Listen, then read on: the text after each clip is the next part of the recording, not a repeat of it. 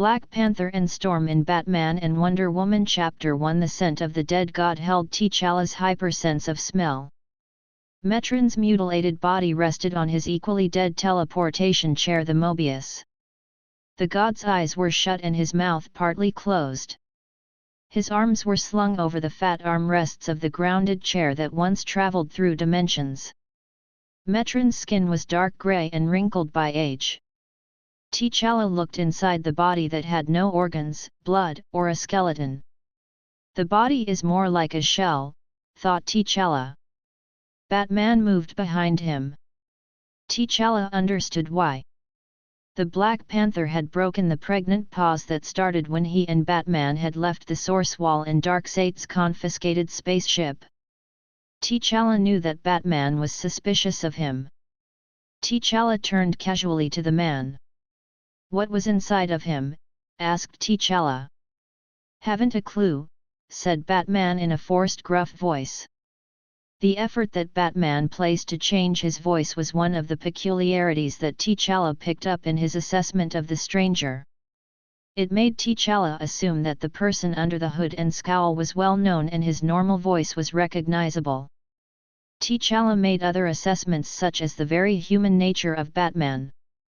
T'Challa didn't sense any superhuman enhancements, rather a peak human form. The eyes were fully alert and expectant. The body was ready to spring like a jackknife at any moment.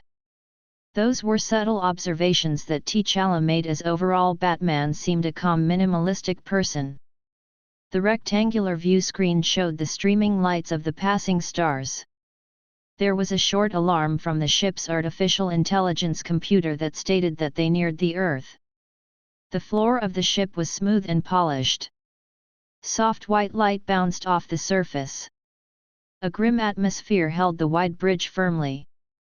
A single throne elevated from the floor. This was the bridge of a conqueror. A person seated in the high throne looked through the view screen at Conquest. Darkseid, the owner of the ship, had disappeared in the source. T'Challa reflected on his whereabouts. Then he remembered the equation that was mentioned to him. "Can you tell me more about the anti-life equation?" asked T'Challa. Batman shifted a bit. "Not much, other than from all accounts that only the surface has been scratched with regards to its origins and role," replied Batman. T'Challa folded his arms. "Who are the Justice League?" he asked. "As the name implies, it is a fellowship of upholders of the ideals of justice, equality, and freedom." "It sounds like the Avengers from my reality," said T'Challa. Batman looked at him even more intently. "Do you belong to that team?" asked Batman. "On and off." "So you know of Captain America and Doctor Strange?" T'Challa was surprised when he heard the names. "Yes," he replied. "Funny. I didn't see you with the Avengers when I encountered them," said Batman. "As I said, I'm on and off the team at times," said T'Challa. "Ahem," muttered Batman. "And how did you even meet the Avengers?" "I've crossed over to your multiverse before." T'Challa sensed a heightened tension between him and Batman. "I'm not your enemy," said T'Challa. "Ahem," said Batman lowly. He turned to the view screen. The ship suddenly dropped out of hyperspace and a space station appeared in front of it. The space station was rotund and large. Batman took a step forward. T'Challa guessed that something was wrong. The ship stated the space station had attempted to communication with it. "Put it through," said Batman. The space station's uptight AI computer came on. "Alien vessel, stop at once, state your objective and declare your cargo." "What is the name of the space station?" asked Batman. "This is S.W.O.R.D Tower," replied the space station. "Are the Justice League on board?" asked Batman. "No one by that name is on board." "Please stop your ship and comply, else you shall be fired upon," said the space station. "Is there anyone on board the station?" asked T'Challa, since he found it odd that a computer spoke instead of a person. No one is on board. This is your final warning, said the space station. Amalgamation must have begun, said Batman. Close the channel, he said to the ship's computer, and it complied. The vessel has shields that we should use, said T'Challa. Shields up, said Batman to the ship. Any suggestions on our next move? We go to Earth and my city, replied Batman. Which would be? Gotham, replied Batman. The space station fired a proton beam at the ship that was easily dealt with by the frontal shield. Batman gave the ship a new heading, and the vessel turned its attention from the space station and went to the blue marble that was Earth. The top half of the planet stuck out like a head in the darkness of space. The space station carried on with the proton attacks that proved futile in the end.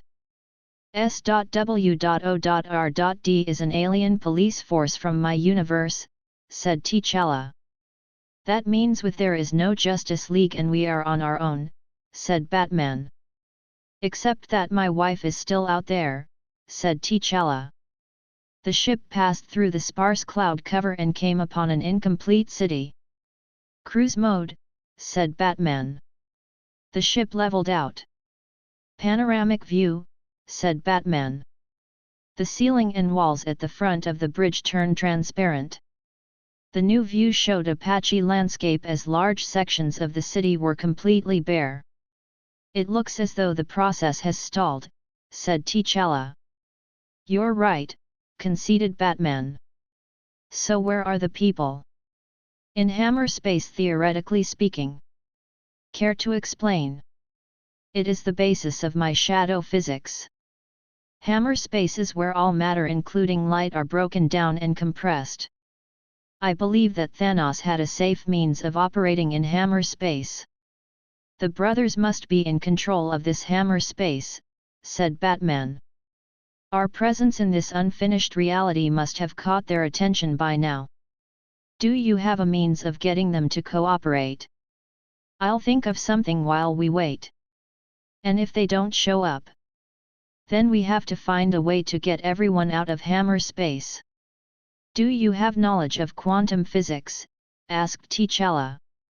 Yes, replied Batman. Good. We should get started then on traveling to Hammer space. We need a laboratory. Any suggestions? Teleport us into the street. I recognize one of the city schools, said Batman. Several minutes later, the Black Panther and Batman were inside the silent halls of a high school. T'Challa noted that the foundation stone said that the school was funded by Wayne Enterprises. T'Challa remembered his time as a school teacher in Harlem, New York City. In the vision he saw a packed classroom with eager young faces glued to his every word. It was refreshing to T'Challa to recall such moments again. The two men found the science laboratory. T'Challa quickly drew a diagram on the whiteboard to illustrate his theories on the amalgamation process. We have two multiverses with almost similar geographies and different people. In a way it looks like two experiments running simultaneously side by side, said T'Challa. Now, space and time are fluid, without a barrier between the two multiverses they are moving into each other. That should be catastrophic. Instead we are experiencing an intricate conjoining. Hammer space is being used as a holding station where matter, antimatter, memories, consciousness, and reality are broken down, made over and redeployed. Meaning that right now you and I are not on your Earth but a completely new one, said T'Challa. You mentioned that it resembles an experiment, said Batman as he looked over the diagrams. Do you believe that there is a creative force involved? It's possible. But you left out the brothers. How do they fit in? What are your thoughts? We should have a strategy to deal with the brothers. What do they look like? They are formless but can inhabit the bodies of others. Well, I have a technique that usually rids my mind and body of an invasion, said T'Challa. Me too, said Batman. Okay then. Now to get to the hammer space safely we'll need a portal, a vessel, a power source strong enough to get us there and protection from being torn apart, said T'Challa. We have Metron's chair and Darkseid's hyperdrive. The shields can be modified, said Batman. The duo returned to the ship and went to the engine room. T'Challa inspected the cylinder device that resembled a turbine. The engine was based on quantum fusion which T'Challa was familiar with. It will do, said T'Challa. I failed to mention the mystical elements required for the portal. Like the Palmec symbols for interspace travel, said Batman. T'Challa smiled inside since the stranger was as knowledgeable as him. Yes, said T'Challa. I will have to carve them into the ship. With what? My sword, replied T'Challa. Is it enchanted? Asked Batman. No. It is technological, replied T'Challa. He felt as though he had given away a vital bit of information to Batman. I still have to be cautious, thought T'Challa. They tackled the Mobius chair next. T'Challa surgically cut through the tough metal skin with the sword. Underneath the skin was a smooth circuitry system. T'Challa took out his kimoyo and scanned the Mobius. Batman looked on intently. I'm not reading any energy signatures, said T'Challa. It must be out of the element X that powers it, said Batman. That's a setback, said T'Challa. Still we can use the parts for the engine. I'll get the maintenance tools from the ship and then we can start, said Batman. Chapter 2 Batman landed the ship onto 6 city blocks. Then he and T'Challa returned to the engine room. T'Challa drew up the schematics of the device that they needed to construct from the engine to open the portal to hammer space. We'll reconfigure the ship's teleportation system, said T'Challa. I guessed that much, said Batman. Then he ordered the ship to release the maintenance androids. 7 androids appeared out the wall panels. They were 7 feet in height, tentacles spooled out of their hands. 3 yellow lights acted as eyes on their heads. Secretly, T'Challa attempted to connect wirelessly with the androids from his kimoyo. He was successful and began to quietly instruct the machines. Let's get started, said Batman as he took 2 large tool boxes from a storage cabinet and opened them. T'Challa looked over the tools that were a mixture of conventional and strange. By the way, what does your wife look like? Asked Batman. She is 5 feet 9 inches tall, has long white, blue eyes, dark skin and was wearing black and gold uniform, replied T'Challa. Her name is Ororo and code name Storm. Batman had a reflective look when he heard the name. I've encountered her before when I went over to your universe, said Batman. If I'm not mistaken I think the team that she was on was called the X-Men. Correct, said T'Challa and was slightly annoyed with himself that he was unaware that Batman came to his universe. What happened between you and the X-Men? We fought.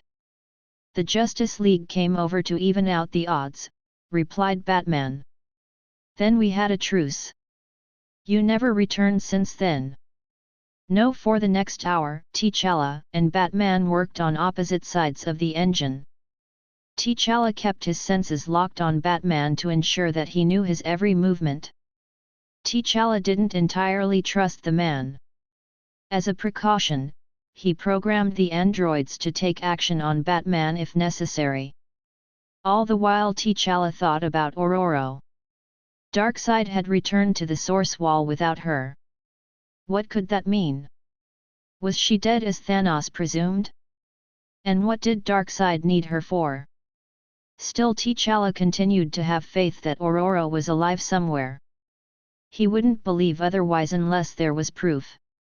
We have been through so much together, especially after Thanos stole our memories and we made it through the twists and turns, thought T'Challa. It's almost like we are invincible. I guess that we need to think that way or else we'll lose hope, he continued. He pondered on the citizens of Wakanda and how they really felt about the constant sudden disappearances of their leaders. Eventually they may get fed up of it, thought T'Challa. He knew that Shuri and Umba would be all right for the time being.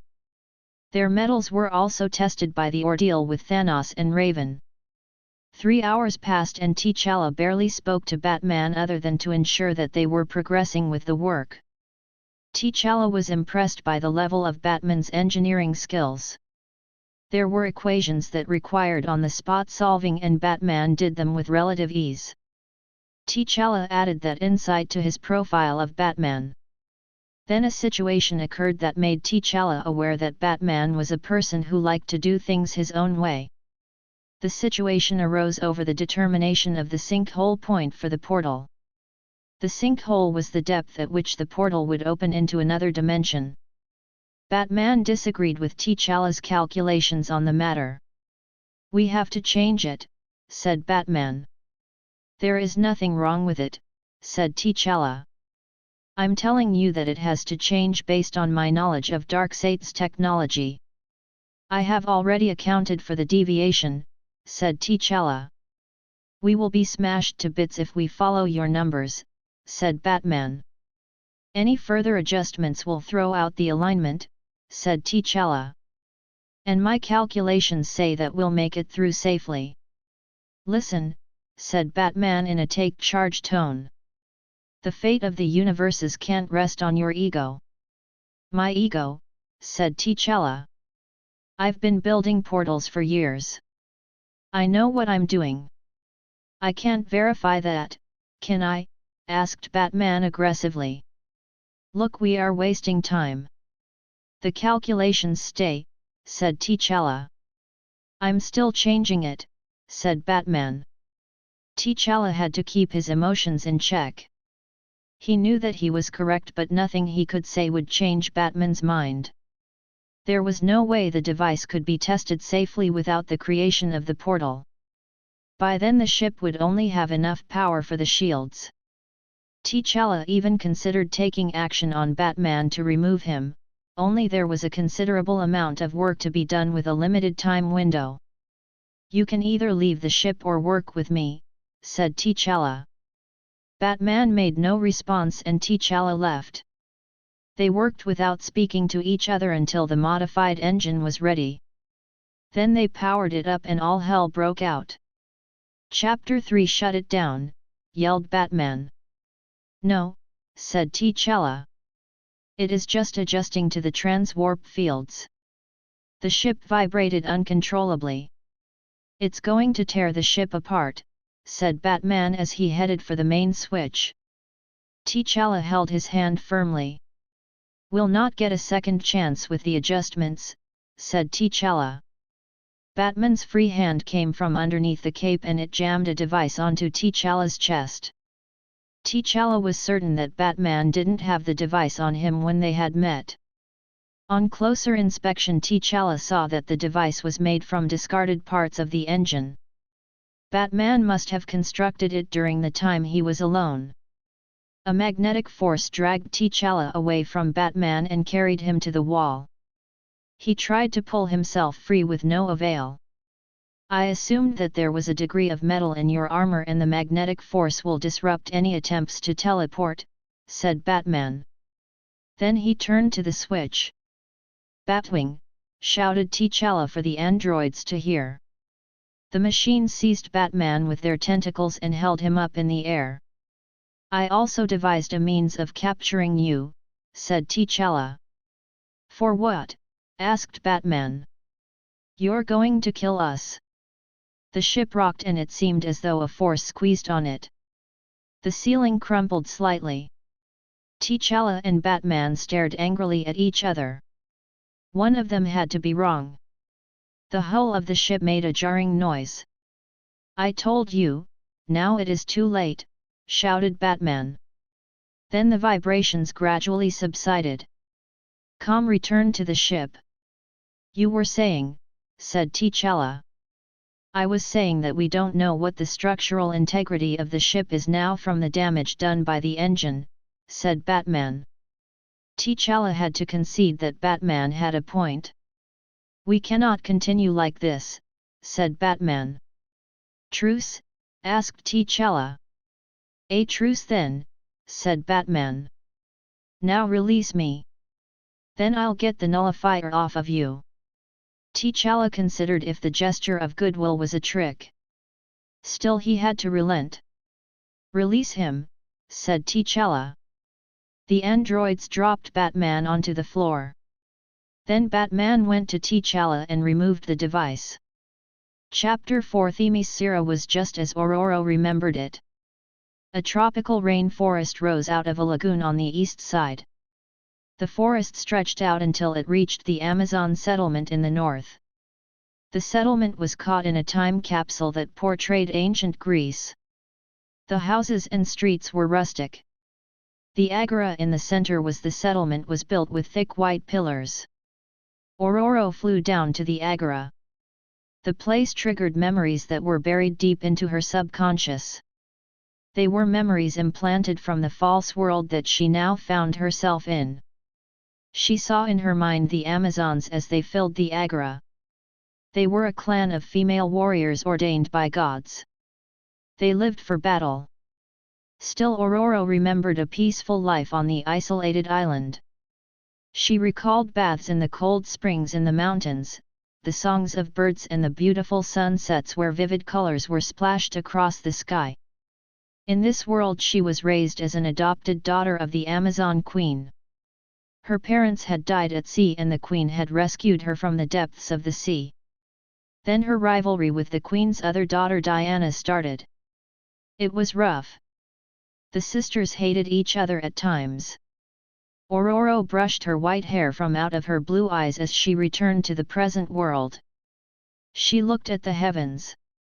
How do I escape from this? Asked Ororo. She flew out of the agora on a gust of wind and traveled to the palace where Diana searched for others. Seeing Diana made Ororo happy.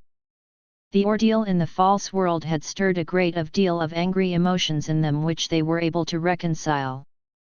As Wonder Woman, Ororo lived a virtuous life and had low expectations of the outside world. She met Diana at the palace gate. The Amazon princess had piercing blue eyes, long black hair and a slender figure. Anything? Asked Diana as she held her hair in place from the winds. It is only us on the island, replied Ororo. I checked the lower quarters and found nothing also, said Diana.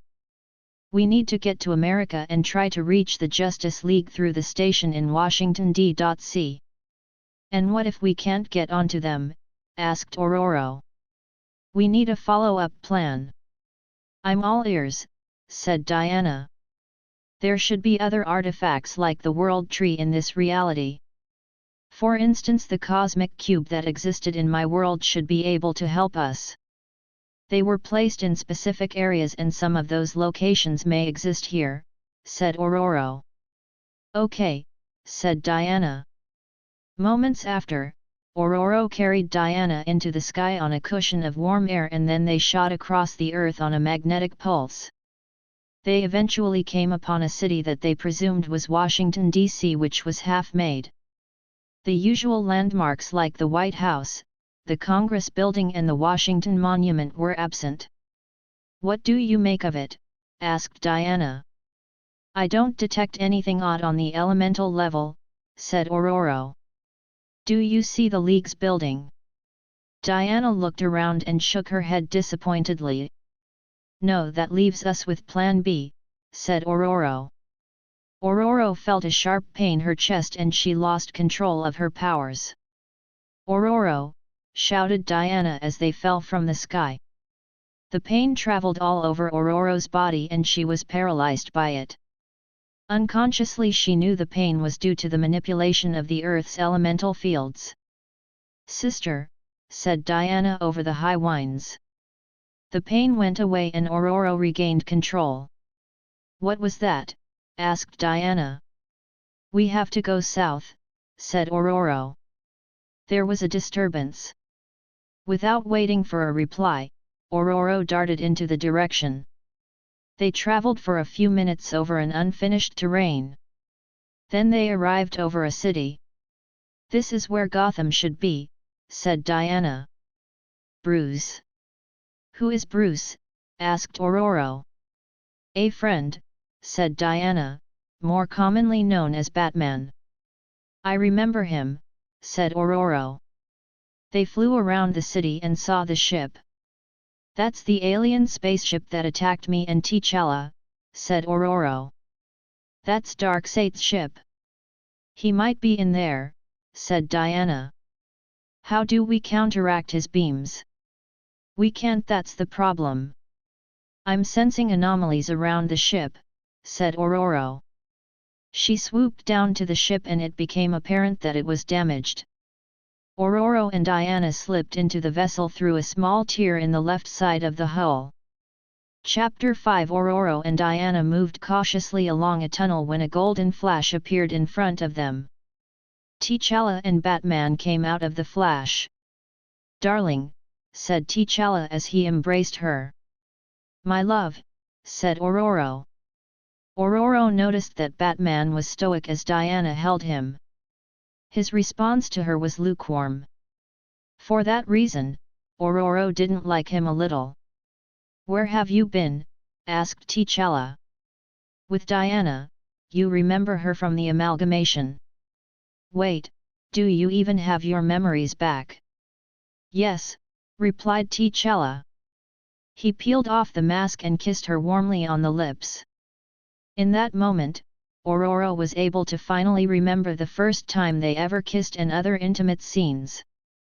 It was as though a hole was patched in her heart. "Ahem," said Diana. "Ah yes," said Ororo as she looked at her sister.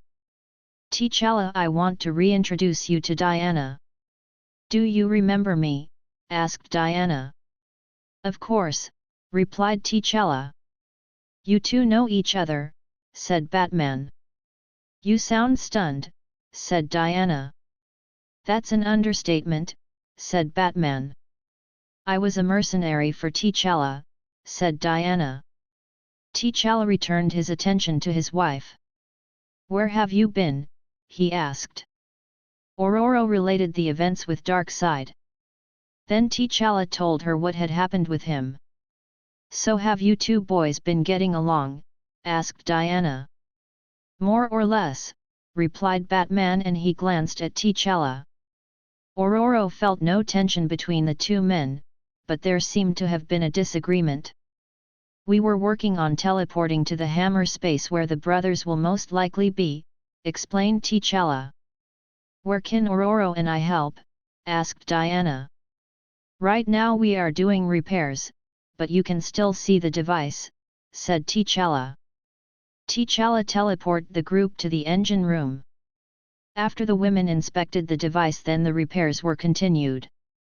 In that time, Batman learned that Diana had lost her gifts.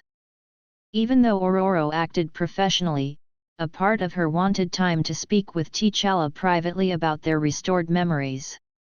With regards to Batman, she found him a bit too standoffish. Ororo sensed that he was still suspicious of her, although he acted cordially. She decided to speak with Diana on the issue when they were alone. "Is he always that skeptical of everything?" asked Ororo. "Yes. It's what makes him so effective," replied Diana. "We have been friends for a long time and I trust his instincts even though I may not agree with everything he does." "I think that he and T'Challa had a spat," said Ororo. "I feel the same way too," said Diana. "What about their theory that the amalgamation process has stalled?" "We will not know for sure unless we get to this hammer space," replied Diana. The quiet moment was broken when T'Challa teleported to them. "We're ready to teleport," said T'Challa. They went to the bridge. Batman had two holographic control panels in front of him. "We can operate the teleporter from here," said T'Challa. "Here goes," said Batman, and he touched an icon on the left panel. The ship jerked and the view screen turned black. T'Challa went over to the controls and checked a few of the numbers. "We are in hammer space," said T'Challa. "Panoramic view," said Batman, and the view screen widened. There was nothing visible. "Can we move forward?" asked Diana. "No. Propulsion was taken from the engine," replied T'Challa. "This is an immune verse. We just need to be patient for while," said Batman. "So we're like a small fishing boat in an ocean waiting for something to come along," said Diana. Suddenly, an object bounced the ship so hard that it turned to the right. "What was that?" asked Ororo. "It must be the brothers," said Batman. "Whatever it was, it diminished the shields significantly," said T'Challa. "The object struck the ship and turned it in the opposite direction." "I'm sorry that I used the fishing boat analogy," said Diana. Ororo went to the control panel. "T'Challa," she said. "We lost the shields," was all T'Challa was able to say as the ship was ripped into a billion pieces. Chapter 6. The entity called the Source reconstructed the ship that had entered into hammer space. The formless creature entered the ship and he sensed the humans and Metron on the bridge. He came upon 4 unconscious humans. He recognized Batman and Wonder Woman from the Justice League. The other 2 he surmised came from the other multiverse. He noticed the deceased Metron. He took them all as they would be needed for his plan for both multiverses.